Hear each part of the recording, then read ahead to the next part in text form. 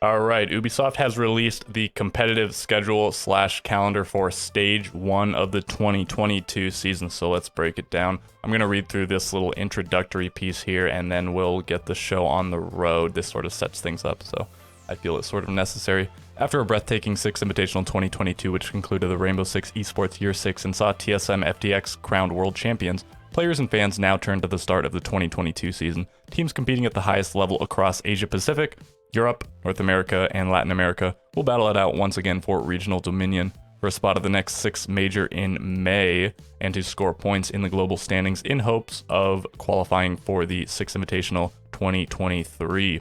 As we prepare to enter a new season, read on below for an update on the competitive calendar for Stage 1, the updates on the map pool and operator pool, the new attacker repick feature, and details on Twitch drops for the regional leagues. And then competitive calendar. This is sort of a little bit of rehashing, but we'll just look through really quickly. Divided up into 3 stages, just like last year, each concluding with a 6 major, a little bit different than last year because we did not see the first major. It was replaced by the 6 Invitational because the Invitational got delayed, and then so through their performance in the regional leagues during each stage, teams can qualify for the corresponding major and also score points in the global standings in the race towards a qualification to the 6 Invitational 2023. So I don't know if the point breakdown will be any different from last year in terms of the global standings points for 6 Invitational, but still by playing and placing however well in the regional league, you'll get a certain number of points, and then also going to the major and doing however well will also give you a certain number of points, I'm sure. All right, Asia Pacific League, the APAC League, is the first one we're going to break down here. They are the first one to return. They come back, I think, on March 16th, and the last one to come back is the NAL, the North American League, on March 29th. So we'll see all of the regions debut between those dates. Again, the March 16th and March 29th. And okay, so all of the information here is pretty well covered in the infographic, so we'll just skip down to that and look at it.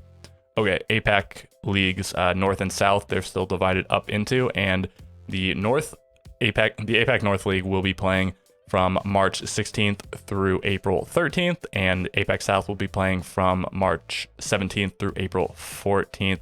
So APAC North will be playing on Wednesdays and Fridays, and as you can see, not every single Friday. It looks like pretty much every Wednesday, though. The first 2 weeks, there will be 2 play days per week on Wednesday and Friday, and then another Wednesday and Friday, and then it'll go down to just Wednesdays.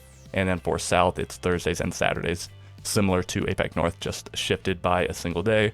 And Thursday, Saturday, and then 3 Thursdays. And then the APAC playoffs will determine which teams place however well in the overall APAC standings, and then determine, I think, who will go to the major. I think that pretty much does it for APAC, so we'll move on to LATAM. Okay, the Latin American League, LATAM, is still split up into 3 divisions: the Brazil division, the Mexico division, and the South American division, and Brazil being sort of the main one. It's just the one country, but it's still the strongest, the most highly represented, the longest running, all of this stuff. And now, this year and also last year, we're seeing more representation for the other areas in South and Central America. So the Mexico division is mostly Mexico, but some representation for surrounding Central American countries, and then South America is pretty well all of the countries in the South American continent besides Brazil, some not actually having players from them, some being more represented than others, but okay. We're going to go look at the infographics again, but do keep in mind there's going to be an error here. So if you want to see the exact correct information, feel free to pause it here. I think this paragraph has it all correct. It doesn't have the dates, but it has the setup for the dates. Okay, Brazil division.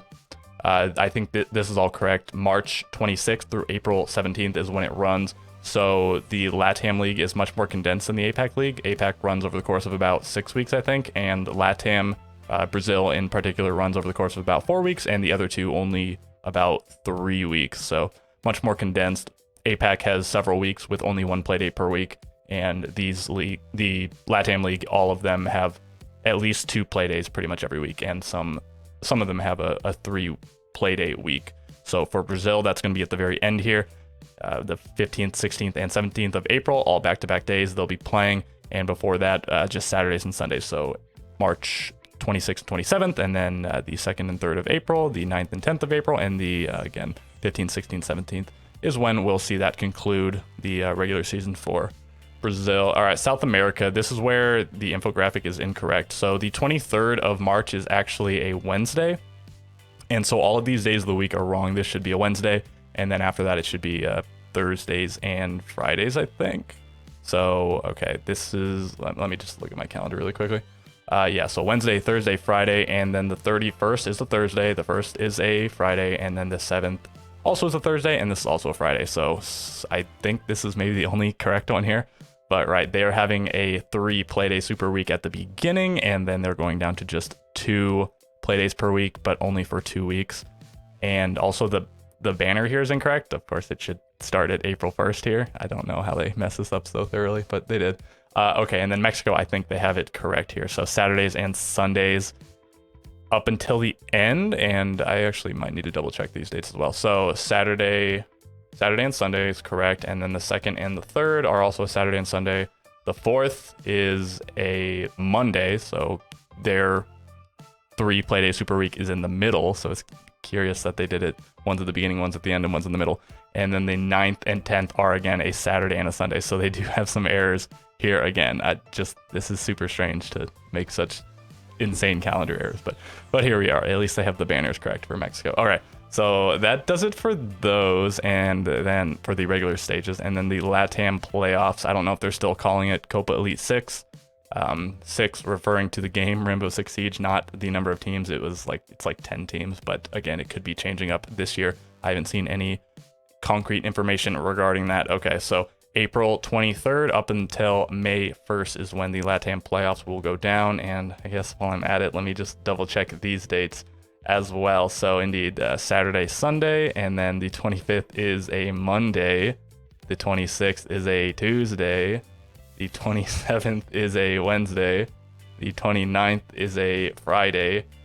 The 30th is a Saturday, and the 1st is a Sunday. So I thought, I didn't realize that these issues ran so deep, but they do. All right, so those are the corrected dates and days of the week for up through LATAM. So let's move on to the North American League. All right, the North American League is the final league we're going to cover. We don't yet know the dates for the European League, which, I mean, if you're in the loop at all, you probably know why that is, but it could also be for less than obvious reasons. So, right, let's just cover the NAL. 9 play days over 5 weeks, so a little bit in the middle of the previous ones that we covered. 5 weeks as opposed to 6 or 3 or 4. 2 play days per week, Tuesdays and Wednesdays, except for the final week, which will only have the 1 play day. Okay, so March 29th through April 27th. So again, I did say that all of the regional leagues would start between the 16th and the 29th, but because EUL is not here, it's possible that it'll start after NAL. I mean, it's also possible it could start before. NAL is almost 3 weeks out still. So, right, Tuesday, Wednesday, Tuesday, Wednesday, Tuesday, Wednesday, Tuesday, Wednesday, and then finally just Wednesday. No Tuesday play day in the very last week. There are 10 teams, so each team needs to play against 9 other teams. That's how you get the 9 play days, of course. And then they don't have any sort of playoff or whatever, as far as I understand it, unless that is for some reason yet to be announced. But the representatives for North America at the major should just be the top 4 placing teams within the regional point standing. So, all right, stay tuned for detailed league updates in the coming days, including competitive formats, participating teams, and where to watch. So we know a lot of the teams, most of the players for most of the regions, but there is still, of course, information to be announced. And as I said, the European League details coming soon. Map pool. So this was interesting to note. A little bit of a shocker maybe for some people. It seemed like it would stay at 7 forever, just slotting in different maps, taking out some maps. For the 2022 season, the map pool will increase from 7 to 9 maps, with Coastline being replaced from the full list. All right, so Coastline, perhaps one of the most maligned maps in the pool, but I don't know, maybe not. I don't think it's my first choice to go, but it probably was, yeah, one of the ones I would have liked to have seen go. Okay, so Bank, Chalet, Clubhouse, Cafe, Oregon, Villa are remaining in the pool, and then being added are Border, Skyscraper, and Theme Park. So this is a pretty diverse and interesting pool. I'm looking forward to see how the pros actually play Skyscraper. I don't really like it, and maybe I'm just holding on to that sentiment because the map before the rework was just terrible, and I'm sort of undecided about it now. I still don't really like it. I think Theme Park's quite good. Border is like an okay map to play in pubs, but it plays so linearly when played properly, and that was definitely the case before the rework, and I don't think the rework was substantial enough to actually change that, so it's going to be pretty similar. A lot of pros are asking why Border was brought back. It's going to be so boring to play and probably to watch. Maybe watching will still be interesting for the first little while, but it might get boring and a lot of people I think wanted Outback instead of Border. I mean, myself included. I really like that map. I think it's quite good. And so in this pool, one thing I want to point out, things might shift here with attacker repick and different operators and all this stuff coming into the meta. But if we're just talking in a traditional sense, which maps seem more attacker or defender sided, it's pretty evenly split. So we have Bank, Chalet, Border, and Skyscraper that seem like attacker favored maps. Skyscraper I'm especially unsure on. Maybe it's more defender sided now, but just looking back on how the map used to be and sort of how it is now, it feels like an attacker sided map. And so more defender sided seeming maps are Theme Park, Villa, Oregon, Cafe, and Clubhouse. So almost split down the middle. Of course, you can't exactly split it down the middle because we don't have an even number of maps. So we do have 5 attacker sided seeming maps and 5 defender sided seeming maps. So that'll be cool instead of just mostly having defender sided maps like we had in the past. And it definitely helped by the introduction of Bank into the pool, and then Skyscraper and Border now being added. Coastline was another attacker favored map that left, but at least it was replaced by more attacker sided than defender sided maps. And then what else do we have here? Little infographics showing all the maps, nothing that we didn't cover. Thorn now playable in official matches. This does mean that Azami will be in quarantine, won't be playable. I think a lot of people would have loved to have seen her come instantly into the meta. And so we're just gonna have to wait to see what the pros will do with her until stage 2, or maybe slightly earlier, but for the official capacity, I guess, until stage 2. And then attacker repick will be introduced in stage 1. They're removing the 6-pick feature and the reveal phase, and attacker repick is replacing that. So we'll see how that goes. And then Twitch drops. I mean, I don't really care about Twitch drops too much. If you do, I mean, not at all. I never participate in this. I always watch on YouTube and whatnot. Okay, so just I'm scrolling through it. If you want to pause or something, if you want to read it, I guess go ahead. And that pretty much does it.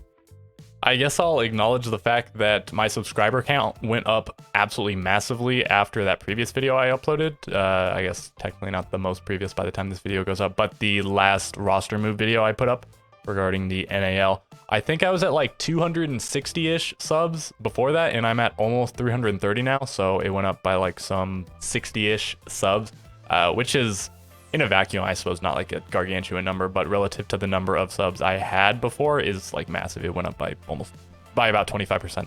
So I guess I probably just have the YouTube algorithm to thank for that. People actually showing people that video. It got a bunch of likes. I got a bunch of subs, again, presumably off of that video. But if anybody sent people my way, I suppose thank you. I don't know if anybody actually did that, but if you did, very cool. And so on this note, yeah, I mean, I mostly cover, if you're for some reason still watching up to this point in the video, I mostly cover the Rainbow Six esports stuff, mostly the NAL stuff, and I'll probably be doing a lot of coverage on that once it starts up. Up until then, I have some more preseason stuff I'll probably be doing, some power rankings. If you have any things in particular that you would like to see, let me know. I have some other things that I'd like to do, which we'll see if I actually get around to doing them. On Thursdays, I always just do some random video of me playing with my buddies, which is mostly a thing for me. But if you're interested, feel free to watch them. They're funny sometimes, and sometimes they're just like pretty whatever. It's sort of for archival purposes. And okay, so with all of that being said, if you have any questions, let me know. If you have any comments, leave them below. And with all of that being said, I will catch you guys in the next video.